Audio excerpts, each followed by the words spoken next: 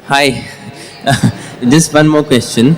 In the Quran 96, chapter number 2, it says, created man out of a mere clot of congealed blood.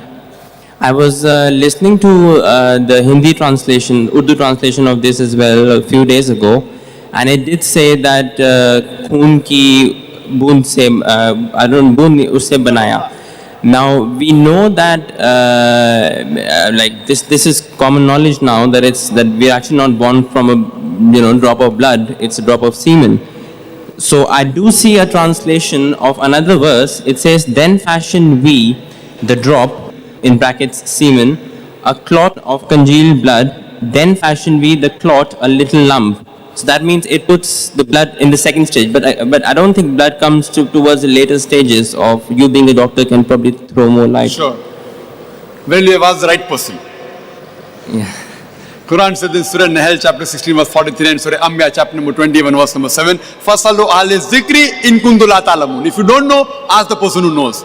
I'm not very knowledgeable, but in these few things I'm knowledgeable, alhamdulillah. I'm not a very knowledgeable person. I'm just a student of comparative religion and I'm just a small doctor, MBBS. But this is my field of speciality. This same argument was given by Dr. William Campbell. There's a person by the name of Dr. William Campbell who's a medical doctor and got a PhD in writing a book against the Quran. He wrote a book saying there are 30 scientific errors in the Quran.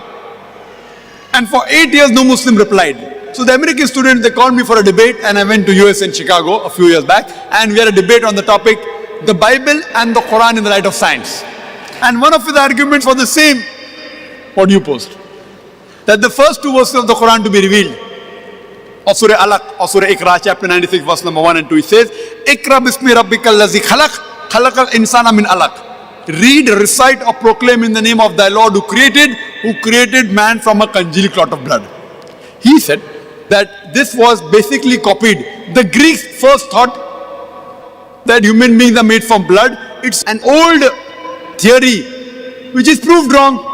And I as a medical doctor know, yes, human beings are not made from blood. So Prophet Muhammad, peace be upon him, he did a research. He copied from this Syrian, who copied from that Greek, and a big list he made, research.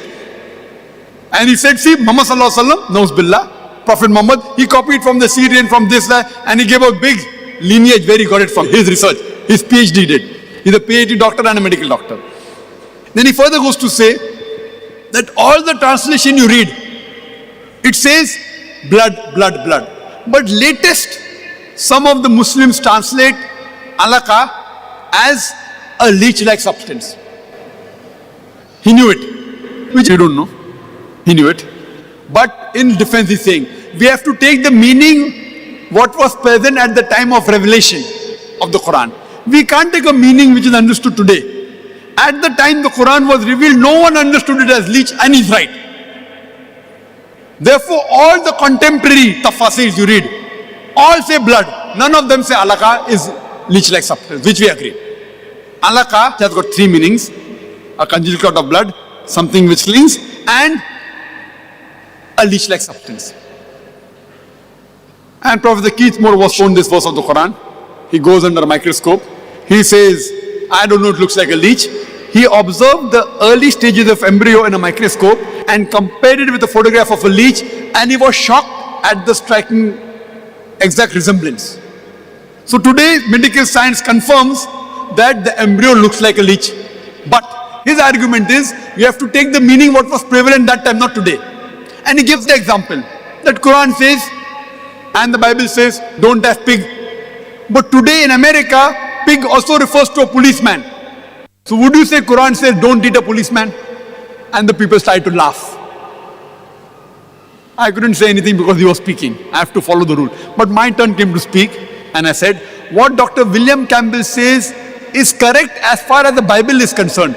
Because the Injil was revealed only for that time and for those people. So whatever meaning was relevant that time you have to take. But the Quran was not revealed only for the Muslims or the Arabs, only for that time. It was revealed for the whole of humanity until eternity. So you have to take all the meanings from the time of revelation till the day of judgment. All the meanings should be taken into consideration. Can be one is correct, can be all are correct. And this William Campbell, he's practiced in Morocco. He even knows Arabic as a language. So doctor, medical doctor, MD. I am only MBBS. He's better than me, MD. PhD in writing a book against the Quran. Knows Arabic language. I don't know Arabic as a language. So we had a debate. So I said, as far as the Bible is concerned, fine. Only the meaning where it is revealed has to be taken. For the Quran, all the meanings. And what meaning is today, he has no objection. Because Professor Keith Moore, who's one of the highest authority at that time in the field of embryology, he confirmed and wrote in his new edition that the embryo looks like a leech, so he cannot object. But we also know that the second meaning, it clings.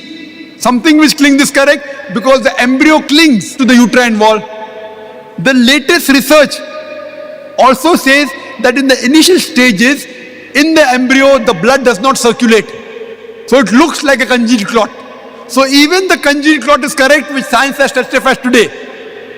What the Quran says that it made from a congealed clot, by appearance, it looks like a congealed clot.